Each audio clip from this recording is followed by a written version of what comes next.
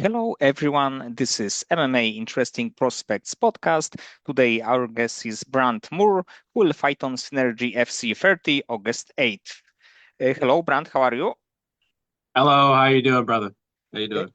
I'm good, and to be honest, I'm really happy that you will be back in the cage because actually your break from the sport was actually a really good, really long one, because Yeah, it was like 4.5 years. And yeah, yeah. if you can tell me what happened in that time that in the end from like the really good prospect on the regional scene you disappeared for a while. Man, I don't know, just not where I needed to be mentally, I guess. I lost my last fight.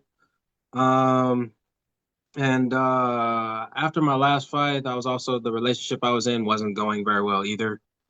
And me and my ex separated. That messed me up. Um Pretty bad. Also, like post me fighting, because that's not like the main thing. That's not the fight driving factor, right? After I lost my fight, I was just like, dude, I maybe not. You go so long, you get the streak, and then boom. Not thinking about the game as the process as being part of the process, just trying to shoot and streamline. I was like, fuck it, I fucked it up, I missed it. Maybe it's not for me or anything like that. Maybe I need to try just being a regular ass guy. I don't know. I didn't know where or what. Mentally I guess I was just in a bad spot. That's really just all it is. I'm my mind's right now and uh ready to fight for sure. That's about it. And I guess, you know what I mean? I tried being a normal guy, tried being a normal guy for a while, worked in the casino, dealt cards, like blackjack and different things like that. And then I started dealing poker for a little bit. Um, but yeah, now I'm back fighting, and just doing that, you know, all thanks to my lady. That's all thanks to my lady for real. She's giving me that opportunity. The area I'm in right now is her office, her little office area. That's why all this cute stuff is here, you know.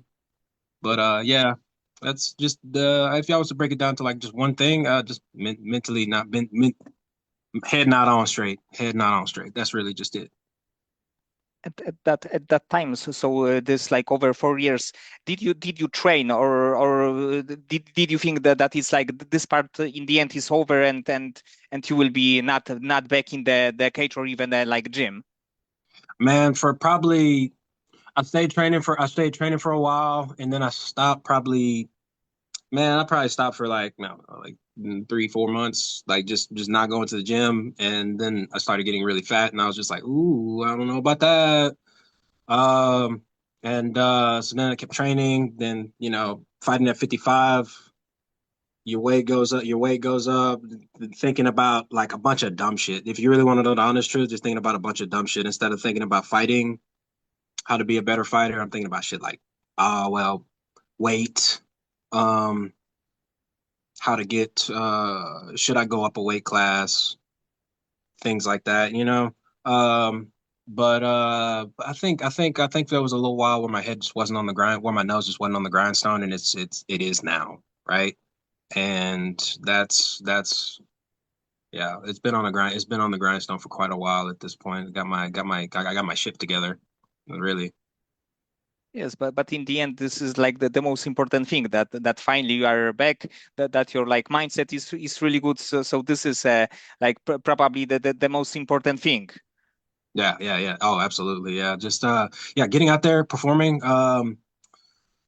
Uh Man, just have going out, having a good performance, showing the fighter I am now is definitely not the fighter I was back then, right? Way better now. More technical and trying to think more shit. But really I'm a better fighter now. I'm better technically for sure. Been under Zach Cummins. He's helped me out a lot. And Jason High as well. Both of my coaches have helped me out tremendously with getting me where I need to be, getting me where I need to be mentally too. You know, I hope I'm not answering the question, rambling. Yes, no, no, but do you think that when you will be in the cage, like the fight will start, did you think do you think that it can be some elements of like ring rust that maybe you will need some minutes, like few minutes, to be like fully into the fight?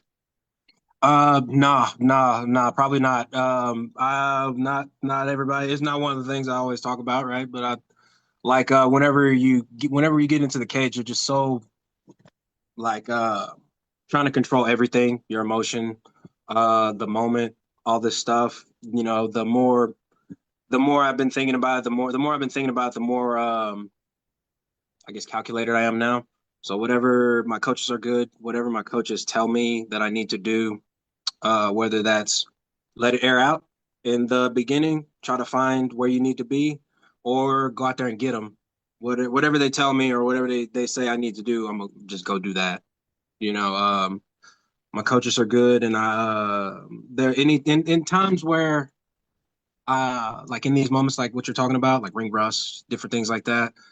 If it's something like that, I kind of fall back more on my coaches, let them get the controller. You know what I mean? Just whatever they're saying, just turn my brain off. Let them run. Let them drive the ship. You know what I mean? It's still me. I'm still the one in there fighting, but just they'll send me in the right direction. And as a solid fighter, I'm gonna be able to find a path to victory off that. So I don't think every fight's also different. Every fight's also different. Everybody starts out different. Some people start out the gate running at you. Some people start and they want to have the fight air out themselves. So um I think just however the fight plays out, I'm not going to like be worried about things like that. You know, like in the moment, especially, you can't worry. I don't or can't worry about things like that. Really worried about this fool fucking trying to hit me and hurt me. You know, priorities, right? And definitely your opponent is not a warm-up fight because he's like Yeah, 7-3, 7 wins, 7 knockouts, a very dangerous guy. So I think that for this kind of break it is like definitely a tough test. yeah, yeah. Yeah, man. Everybody's got like X factor, little things that makes them. How do you put it? Strong. That make everything that has things that makes them strong. My thing is definitely I'm a good grappler. And over the course of this time, I've been improving my striking, becoming a better fighter, being a smarter fighter for sure. Um, and I think that's what's going to shine through more than anything. And they're just putting everything out there, putting the effort out there, listening to my coaches. Yeah, not getting in my own head. That's for sure. That's for damn sure. Not getting in my own head, man. Yeah, just staying away from all negative thoughts. Try to stay positive on just try to stay positive mentally. That's really what it is. Trying to like don't let the moment be too big, because at the end of the day, it's still a fight. You know, it's just a raw. Sometimes might have to slug them out. So, and MMA has so many variables. So I'm preparing for all kinds of variables. So, And this uh, fight will be in the welterweight division. And do you yes. think that you will stay in like 170 pounds right now?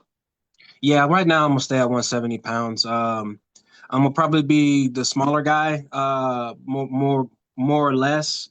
Like, I'm gonna probably be a little smaller than most guys, but well, than a lot of guys. But right now, try fighting at 170, seeing what's going on there, seeing how the performance is, make sure like a cardio, make sure the strength, all that stuff is there. And yeah, I'm gonna probably stick at 170 for a little bit. I'm gonna probably stick at 170 for a little bit, just to make sure I'm not let's see, like I'm 32, right?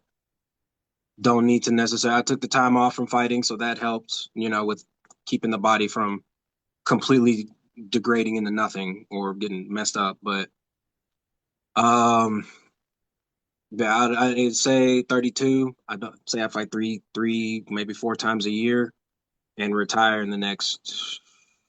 like, 4 or 5 years or whatever. Maybe I get 10, 20 fights out, right? If I have too many bad weight cuts, that number could be cut in half, potentially. So that's something to think about. But right now at 170 is where I'm coming. So whatever's going down at 170, we're gonna get this what do you call it? This obstacle knockdown. Then after that, talk to my coaches, see what they want. See if they be like, man, maybe you might need to fight 55, maybe stay at 170. You never know. Just listening to them and listening to them and having faith in my people. And I believe that welterweight title fight will be a main event of this show. Yeah, Nick Meck, yeah, Nick's really good. Black Cat's super good. I don't know too much about his opponent. But I know Nick's really, really good, man. He's got really solid wrestling. Striking's pretty good too. Really good at blending the high lows. Um, yeah, no, it's some good stuff. It's some good stuff. There's gonna be some good fights on the synergy card. It's So gonna so come may August. maybe in like near future it will be like your kind of like opportunity to take welterweight title fight. Yeah, yeah, yeah, yeah. There's plenty of chances, opportunities, in the near future, far future, all kinds of stuff. Right now, though, since it's been so long since I fought, I really don't even think about stuff like that. Just locked in on, uh, damn, some shit fell. I'm just locked in. Sorry, trying not to cuss so much, but I'm locked in on the guy I got in front of me at the moment.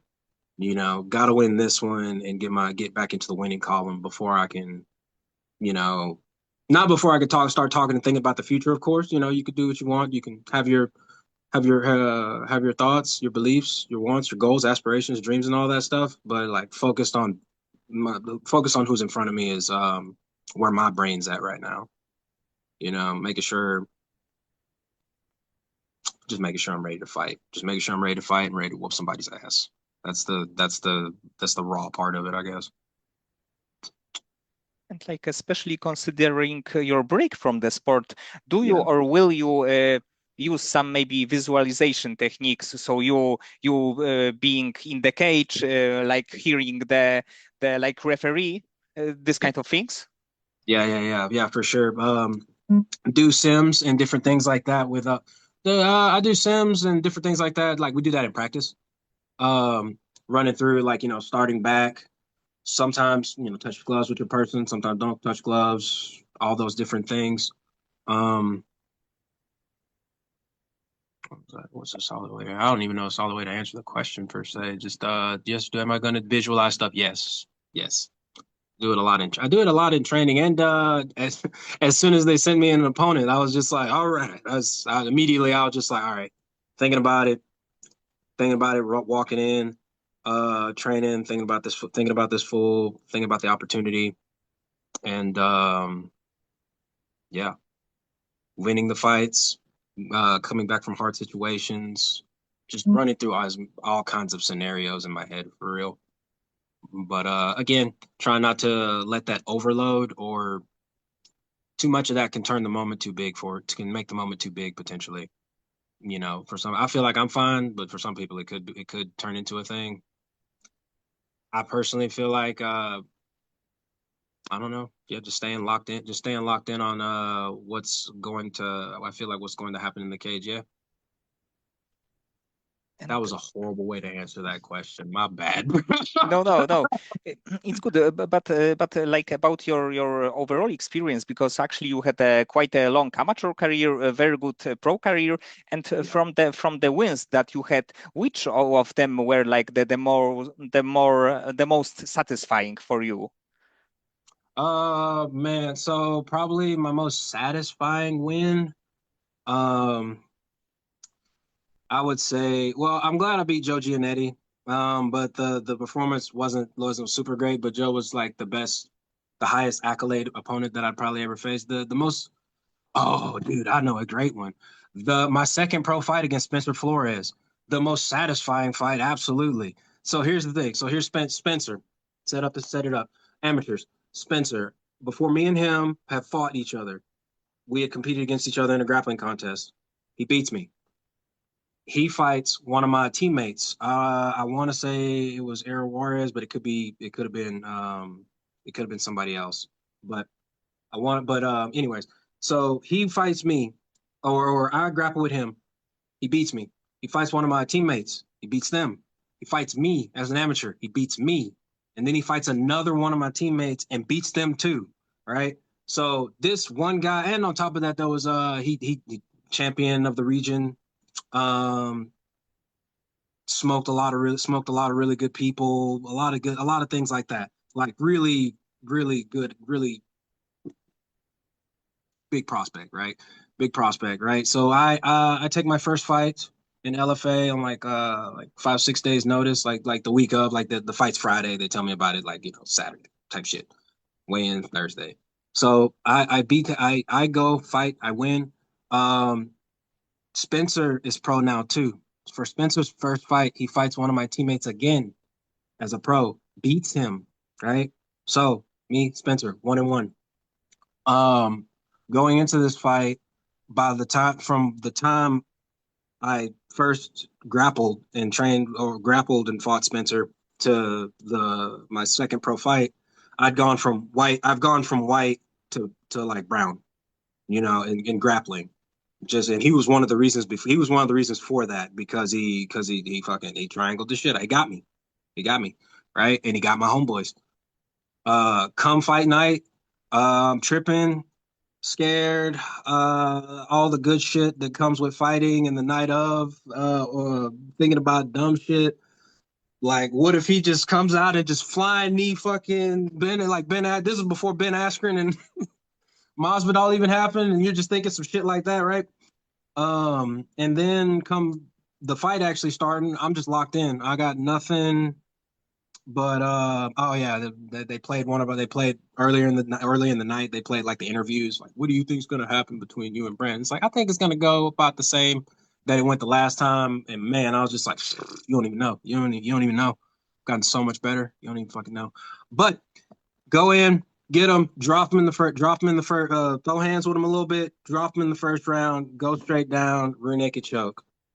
Fight lasted probably like maybe 2 minutes or however long it lasted. When I tell you that was the sweetest victory, like when Israel Adesanya talks about like his bout with Poetan going back and forth, and he's like, I hope you feel what I feel right now, um, in this moment. Beating a guy that's like been a nightmare, been an absolute nightmare. He's the team 515 is the OG gym that I come from out of East Texas. And Spencer might as well have been the 515 hunter, the 515 killer, Sakuraba was the Gracie hunter in Pride, you know what I mean? Like he was stomping our fucking asses, bro. So bad. And then I crushed him. Crushed him. Second pro fight, crushed him when it mattered too, because it was a pro fight. The fight wasn't even close. Sweetest victory for sure. Another close second, I guess, would be with Jesse Butler. I don't know. Jesse's doing really good right now in the fight game. Me and Jesse fought as amateurs. I squeaked out a decision on him. If you watch the fight, it'd probably be one of those like you could say either one of us won, like that kind of thing. Like I got the decision that night, but if the refs would have been like Jesse, not Jesse Butler, Jesus Christ. Um, I don't took too many hits to the head today. That's what happened. But Jesse Roberts. Jesse Roberts is who I meant. Jesse Butler is a completely different person that's also from Louisiana. But Jesse Roberts is an amateur. Me and him fought, and he's doing good. Really proud of him. And yeah, that was probably one of the toughest fights I've ever had in my life. And I squeaked out a decision, which I was like, thank God that's over. That fight was crazy. So that was probably that was another like that was another one that's sweet victory. But the sweetest victory is definitely Spencer Flores, my second pro win, smoking him. So the story with like Spencer is also a little bit like Dominic Cruz against like Team Alpha Male. Yeah, yeah, walking through them all, man. Walking through them all. You send them, they keep sending them. He keeps knocking them down. You line them up, knocking them down. And then finally, yeah, somebody got him, and it was me, man. There was also a boxing match I took on the day of the weigh-ins. A couple of fighters fell off, and I had fought like a couple of weeks prior, so my weight was in was close to what the dude the dude I wound up fighting missed weight. His opponent told him to cut weight. He couldn't do it. Opponent said no, I'm not gonna fight. I was close to the weight and they needed another fight. So I was like, hey, I'll do it. Laced up. And then I knocked that dude out. Well, yeah, it's a knockout in boxing because it's whenever you're punching on him and the ref just that's the KO. So but yeah, that was probably another sweet victory. Probably one of the coolest victories. So like, and it's in another sport, but that's a good one. That's another sweet victory one. And now you will fight on Synergy, but in the end you had like a really, really good run in LFA. You won Yes. like 4 fights there, if I'm correct. And Yes, sir. do you think that maybe in like near future there will be like chance for you to be back in the promotion because in the end you had this kind of history, so maybe like one win and you can fight for the title there. Yeah. Anything, yeah, any of these possibilities, like I know, yeah, I've spent about half my career, almost literally half my career in LFA. So like, yeah, I'm always down to I'm always down to throw down in LFA, you know. But like I was saying earlier, I ain't even been thinking about shit like that. I've just been thinking about, been thinking about fighting this one guy. I've been like, I'm gonna get this. I'm gonna do good. I'm gonna perform. I'm gonna bust his fucking ass. Things like running stuff and like that in my head. That's that's uh that's all I've been thinking about. Just the obstacle in front of me, dude. I knock him down. I knock this down. I knock this one down. The doors are gonna open up. So being 9-2, which is not a bad record, of course. You let stack another victory, get another victory on top of that, and just keep stacking it. Do the process, and I'll be where I need to be. I'll be where I need to be and where I'm supposed to be. Right now, busting this fool's ass is all I'm thinking about, though. And when you have a little bit like more free time, so maybe like after the training session or like even after the fight, what do you like to do when you are not like super focused on like training and like thinking about fighting? Man, what do I do whenever I'm not training and thinking about fighting? I mean, I spend a lot. I spend time with my girlfriend. Sometimes she wants to go gamble. Sometimes we go gamble. Go see a movie maybe. Or really, I say go see a movie. Watch a movie or find a series to watch together. Let's see. Yeah, right now me thinking I was like I haven't been doing nothing but just going to training, going to training, going to go run, going to sleep, waking back up, going to train again. I haven't really been doing much of anything. And mowing the yard or something like mowing the yard and making sure the house is straight. That's about it. Shoot, I I would like to if one thing that I would like to do is probably like what I used to do a lot was work with metal a lot, like just hobbyist stuff, had a blacksmith forge. I still got a lot some of my equipment and different things like that, but it's also kind of dangerous and hot, so it's like I try not to mess with it too much just because of that like danger factor, playing with welding stuff and hot metal and different things like that. And maybe um, I burned myself quite a few times. Let me see if I still got it. No, it's not there no more. I had like a perfectly square like mark right here. It was one of my when I was making a weld. It was I'm going in, coming down because the rod disappears, and then with some of the metal, it caught a piece of my cuff, and I just continued in the weld, and then the metal that was hot, my skin, like this perfect square. It can be Yeah, more dangerous than fighting. way more dangerous. Some goofy shit can happen.